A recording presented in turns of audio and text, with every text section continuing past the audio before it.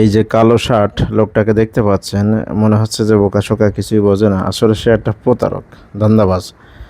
তো নাভারন ডেয়ারিতে গেছিলাম টক মিষ্টি যে দই আছে সেটা খেতে, আমি আর হাশেম স্যার। তো দই খাওয়ার পরে দেখলাম পেছনে তর্কতর্কি হচ্ছে।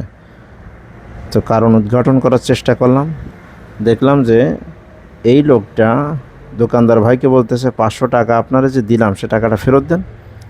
অর্থাৎ সে টুকটাক কিছু নেওয়ার পরে 500 টাকা ভিড়ের ভিতরে, যখন দোকানে প্রচুর ভিড়, আমরা প্রায় 7-8 বার বলার পরে আমাদের সেই মিষ্টিটা দিয়েছে। তো বুঝতে পারছেন কেমন ভিড়, এই ভিড়ের ভিতরে সে হুক করে ঢুকে পড়ে বলতেছে যে আমার যে 500 টাকা দিলাম টাকা ফেরত দেন, ব্যাগ দেন।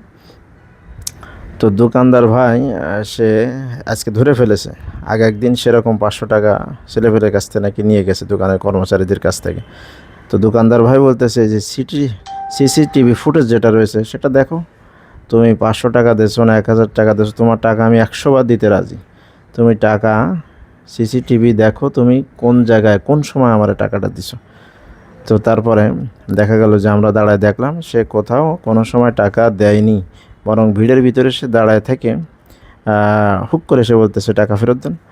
তো এই ঘটনা ঘটেছে নাভারন বাজার, শার্শা, যশোর। এই প্রতারক লোকটাকে চিনে রাখবেন, ধান্দাবাজ, প্রতারক, ধোঁকাবাজ, দ্রুত।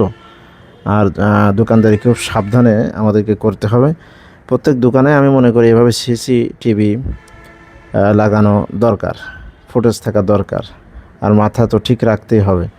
তো আপনারা দোকানে সিসি ক্যামেরা লাগাবেন ইনশাআল্লাহ, আর প্রতারকদের থেকে সাবধান থাকবেন। ভিড়ের সময়, বিশেষ করে ভিড়ের সময় খুব সাবধানতার সাথে দোকানদারি করতে হবে।